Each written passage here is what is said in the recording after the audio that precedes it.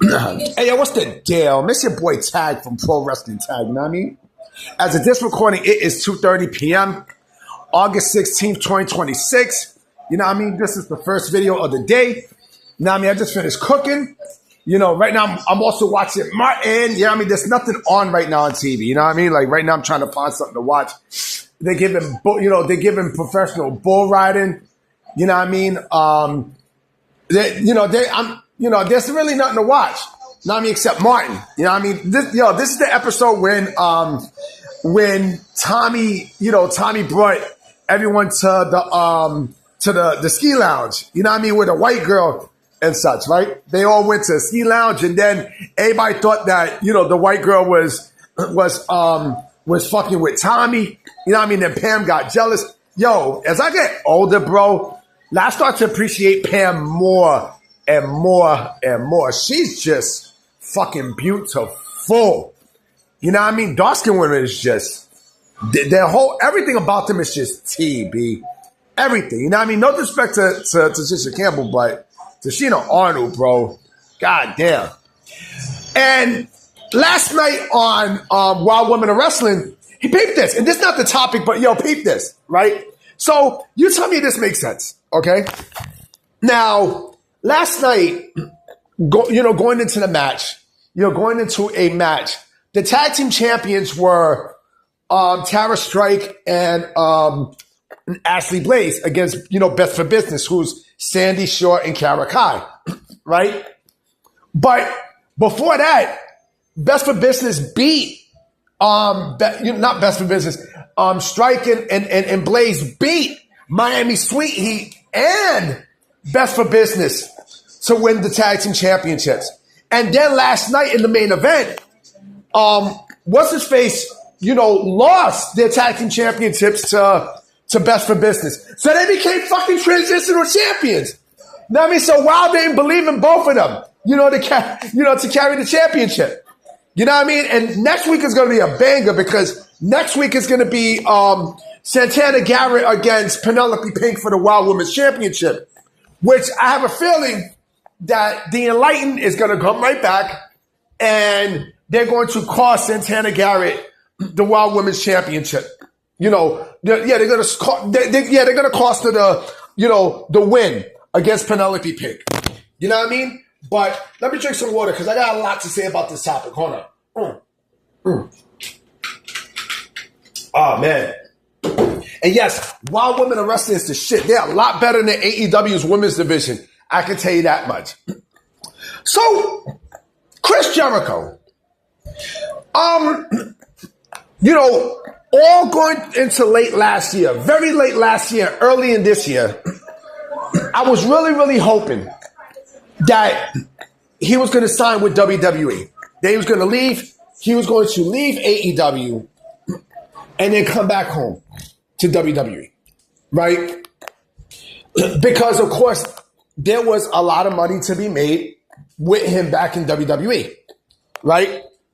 And unfortunately and disappointingly,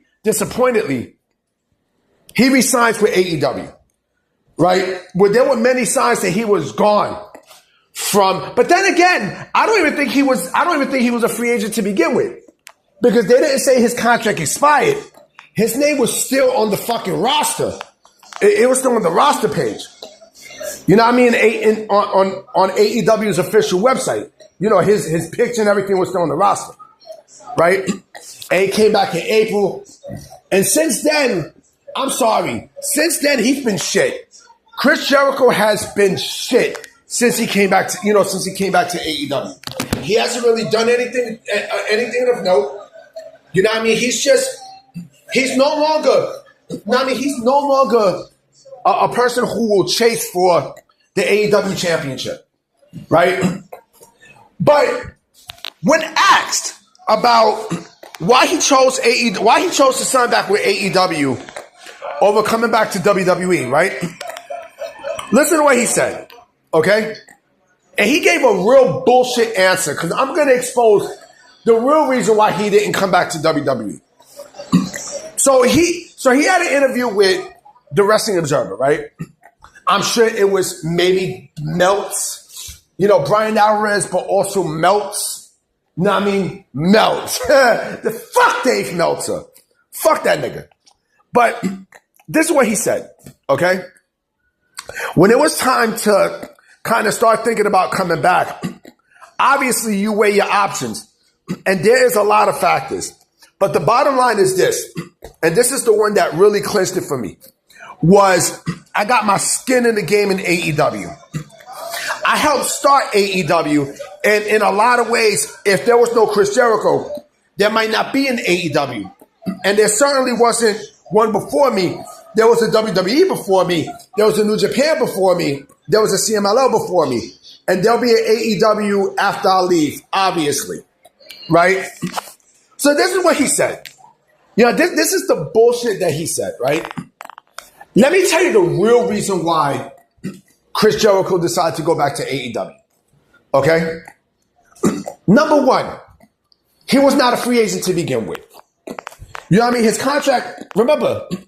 contract was supposed to expire in December, right?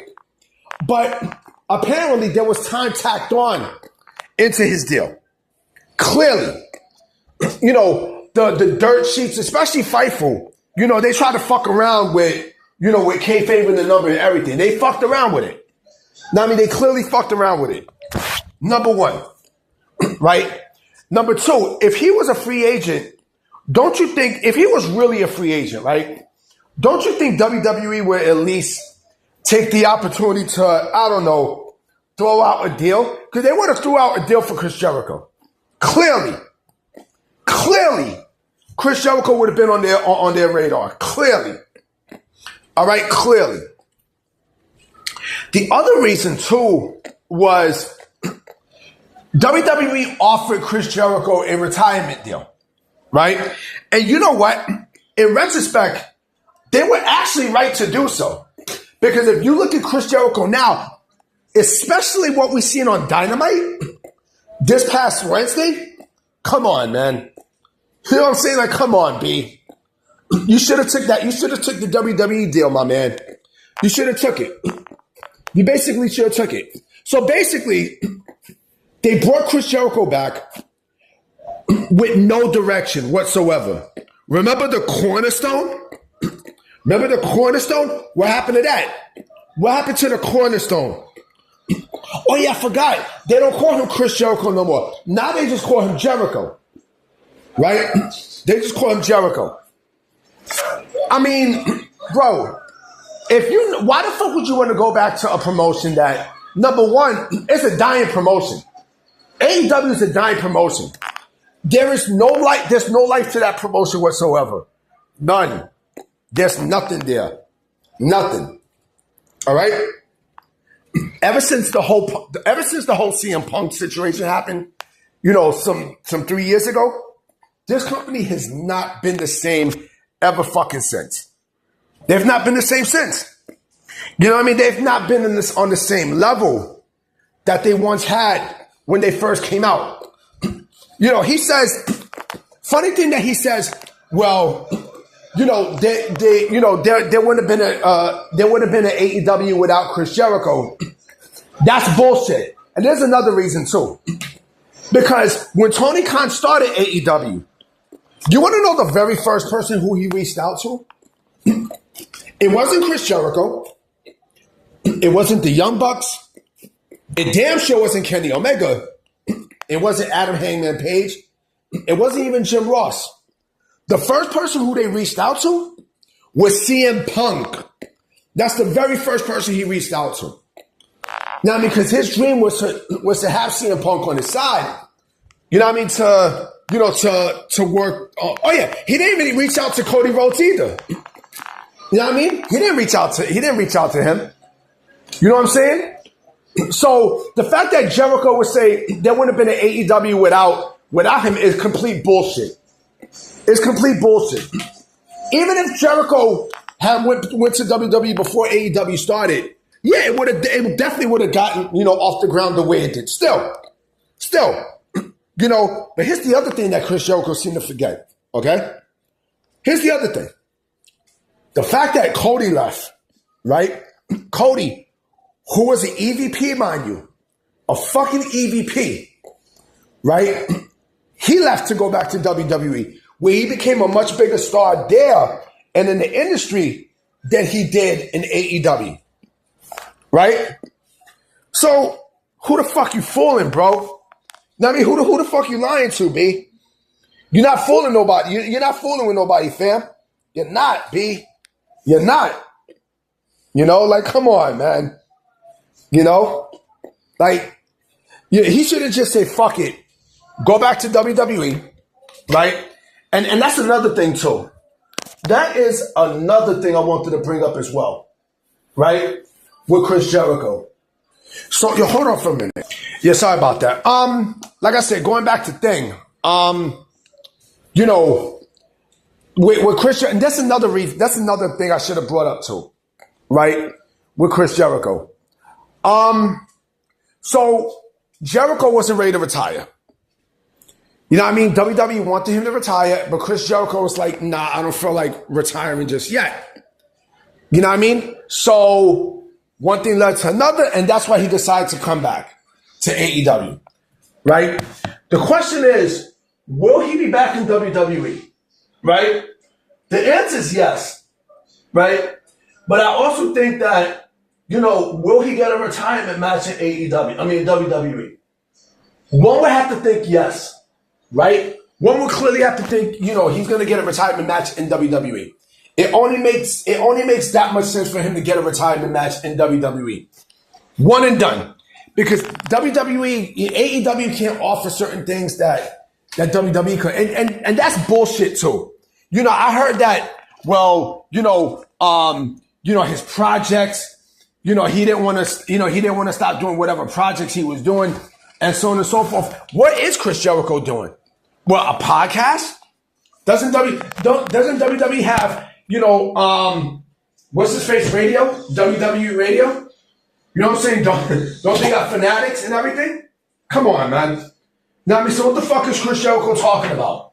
You know, I don't know, bro. I just think that he gave a bullshit answer to, you know, to the Wrestling Observer. I don't know why he did that, but you know, I just laugh at seeing that. Honest to God, I legit laugh when I heard that shit because he's not being truthful. Chris Jericho is not being truthful. You know? So, yeah, I just think he made a giant mistake coming back to AEW. You should just went to WWE, you know what I mean? Got the retirement that you deserve, and then done something else. Plain and simple. Anyway, guys, I'm about to be out. I'm going to holler at y'all. I might come with another video tonight, so I'm going to holler at y'all. Peace.